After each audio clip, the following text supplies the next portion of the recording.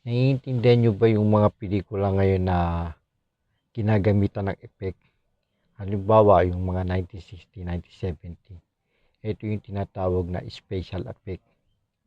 Ito yung tumatago sa pader. Okay?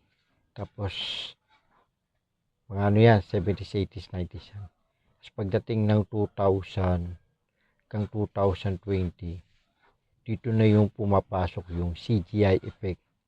Ito yung kunwari, tatalong ka sa isang bangin. Tapos, ang kakain sa'yo, sawa o kaya tiger. Pero wala naman talaga yun. Yun yung tinatawag na CGI effect. Tapos ngayong 2020 hanggang 2030, ito naman yung tinatawag na AI effect. Ito naman yung mukha mo papalitan. Minsan dalawa kayo nagyayakapan pero isa lang ang mukha.